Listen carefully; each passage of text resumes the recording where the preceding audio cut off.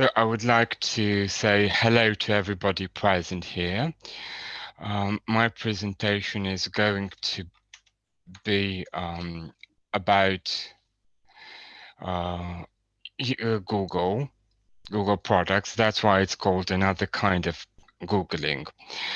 So Google offers its own kind of Microsoft Office-like software product, which are called Google Docs editors. But there are some differences between Google Docs editors and Microsoft Office, very important differences which we need to take into account. Those being,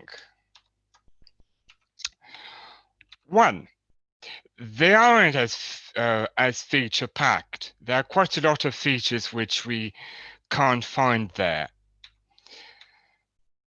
They require either an app if you have a phone or an internet browser. You can't download them on your computer and use them from there, unfortunately. Then they're free, which is awesome. They're free. Nobody has to pay for them. Right? Perfect. Then they're also easily accessible and shareable as well. And you will see that they function with much the same speed as an instant messaging service like WhatsApp or Facebook Messenger. And what am I talking about? Which list of apps am I talking about? So these are the ones. It's so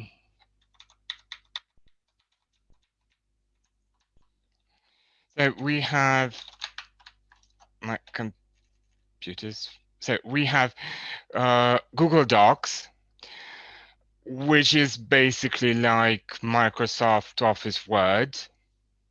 Google Sheets, which is like Excel. Google Slides, which is like PowerPoint. Then we have Google Forms, which we can use for self-grading quizzes and tests. And other products which are part of G Suite are Jamboard, which the previous presenter has talked about. Google Classroom, which we like and dislike at times, right? However, today I'm just going to talk about Google Forms and Google Docs. That is it. So the thing with Google Forms is that it can be used as a quiz. Well, what happened is very simple. At some point, Google had the idea to put a scoring system to their Forms platform. And that is how Google Forms Quizzes was born. And now, so that you shan't get bored, I've actually prepared a form in Google Forms, which is about making a quiz. And I would like you to access the URL, which I shall copy and paste in the chat box. Okay. And try and complete the quiz as best as you can. All right, just a second.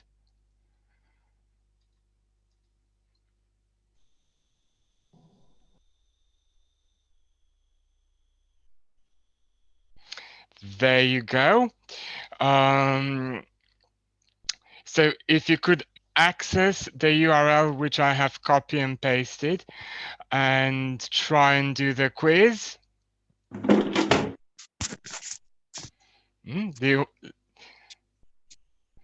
After you complete the quiz, we are going to see your results and you're going to see how this looks from the point of view of an examiner. I'll give you another share screen so that you'll see what I mean.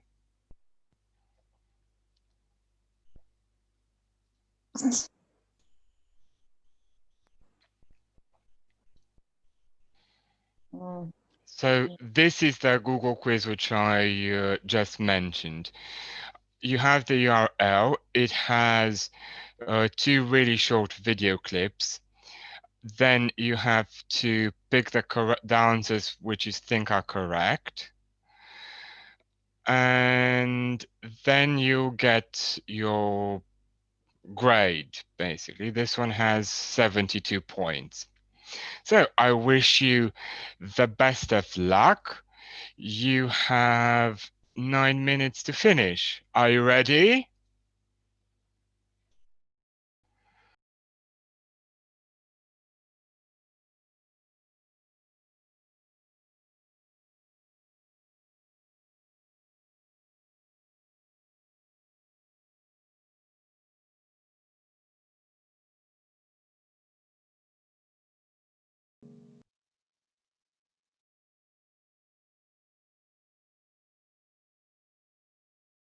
Before we do anything, I would like you to write one adjective about your Google Forms experience in the chat box, okay?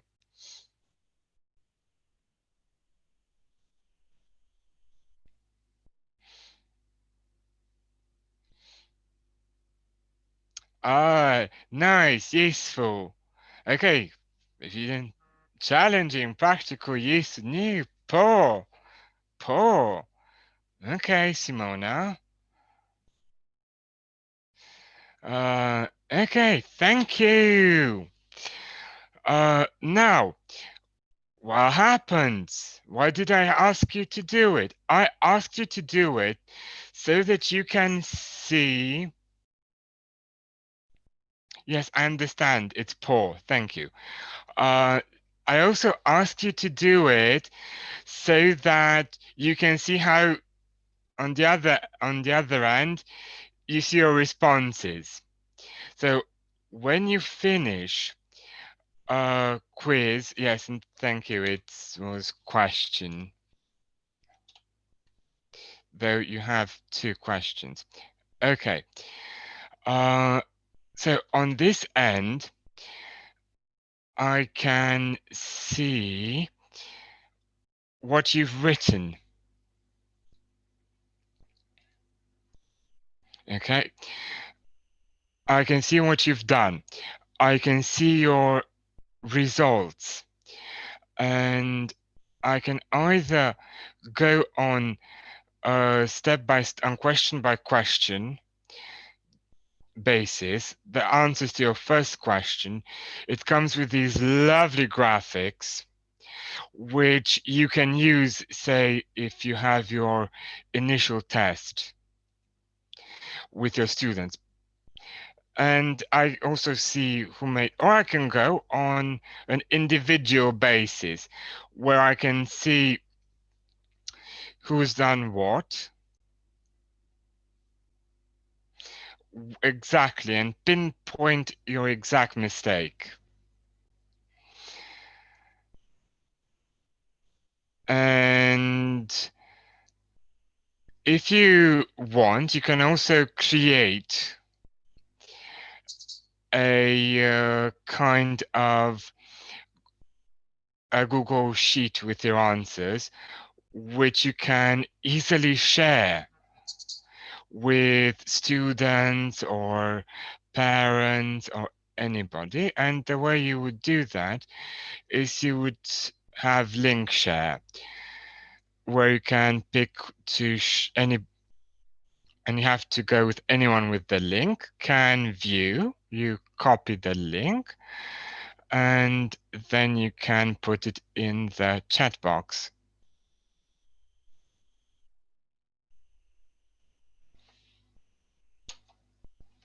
Mihai, somebody asked in chat why correct answers written in capitals wasn't detected as a correct answer. Written in capitals? Yes. Can you tell them, please? Of course I can. What happens is that a computer can only understand if you input data. If you do not input correct answer written in capitals, if you don't write it down as a version, I think this was the place, right? If you don't have it written over here, then it doesn't know if you've picked it correct or not. But that's why it is best to, if you have this sort of exercise, to talk with your students to see if perhaps there's some version which you haven't picked up. Yes, and also something else that you can do, you can manually correct the form of the test after you've received it from your students. Because some of the students might get frustrated when they see that even though they've written the correct answer, just because they used only capital letters, they won't get the points. So that's why instead of having immediately response, you can choose later after manual correction. And this is how you can prevent. Yes, that's something which you can do when you have to add a correct answer in this kind of a item. Yes. One question though. I'm now in one of Madalina's classes and preparing for the Cambridge exam for C1 level in March. And I had this kind of issues with caps lock sensitive because the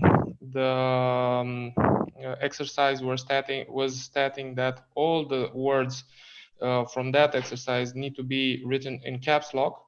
And afterwards, I've seen that, I don't know, from 6 words, only one was in caps lock. The other ones were with small letters.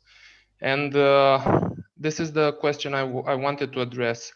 In Google Docs, are there caps lock sensitive features, or how does it work? Because in some tests I was losing points. This is the reason. What do you mean in Google Forms or Google Docs? Because they're two different things. In form, yes. In forms. Yes, Google Docs can tell if you write something in capitals or not. If you've picked, if you've written an answer in capitals, then it's going to be sensitive to it. Yeah, you can, of course, avoid all of this mess with, and I wanted you to see that this is a bit of a weakness with Google Forms, is that you can, of course, have several options. You have checkboxes, you have file upload, line scale, multiple choice grid. You can skip altogether and just do another item, which you don't have to go through this. I just gave it here so that you might see that it does have, it can have this issue. So you can only detect the answers which you've written. That's all. Okay, thanks. So yeah, that's how computers work generally. They only know the data which you feed them. They don't normally think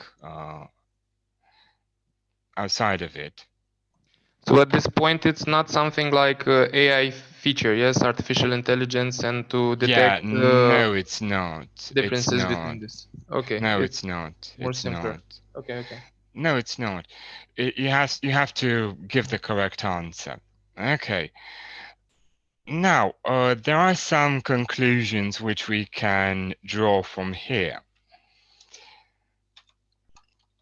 such as you don't need to type an email address to share the quiz, and students don't actually need a Google account, as you've seen by taking the test. Then, the test is self-grading, and you can just give them the test, and then you can just relax at home after work. And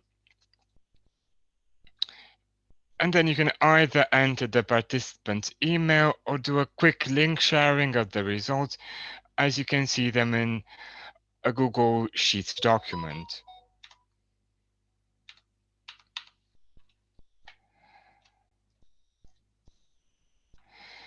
The types of items, as I've mentioned previously, the types of items available is varied, and you can mix and match them to your liking.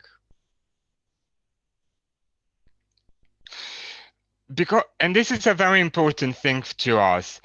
Because this is a digital test, you can easily copy and paste items from existing documents, add video, and images. But there are some problems with it, though.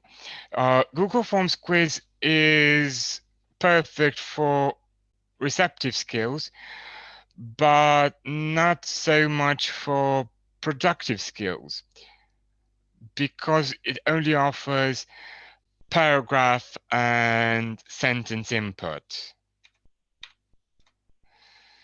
And very important, remember to avoid cheating. Don't release the answers immediately after the students finish a question. Okay, let's see if we have enough time. You can try and make your own quiz. Are you ready for that?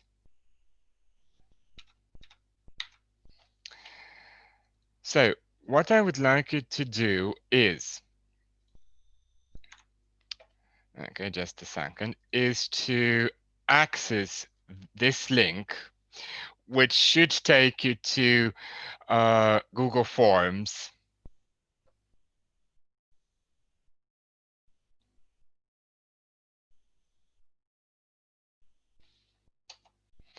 Okay, then I'm going to give you a back exam model. Let me see.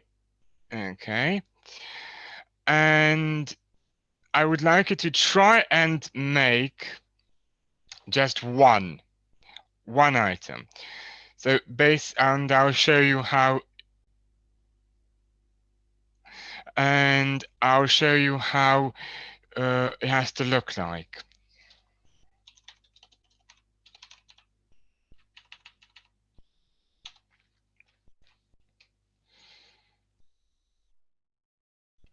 So just try and copy and paste the text in the description, then copy and paste just one question over here.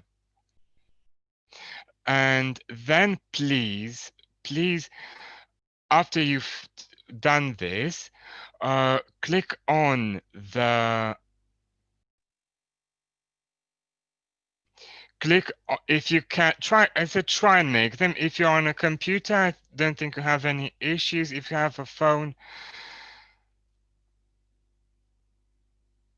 yeah, so then after you've copied and pasted, you can click on send via link share and copy and paste the link in the presentation.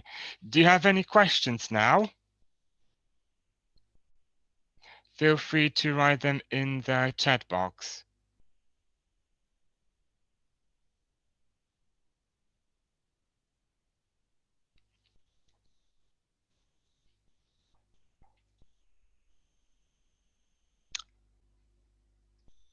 Okay, so I opened the link you sent us. Yes. Yeah, and I can see you're trying to share another link with us. So can you please? Yes. Okay. So from that we will take what we need. Exactly. Okay, You click on blank. Mm-hmm. Right. Then, because this is the advantage to a digital resource, you can give it a title. Say, this one is from, this is the back from 2018, I think. Okay. Just a second. You have your back exam here. You can copy the text from here. Okay. You can copy it. You don't have to write it down, of course. Yeah. Sorry to be interrupting, Mihai. Yes. Everybody. I have one kind request. If you could send your presentation to the people attending,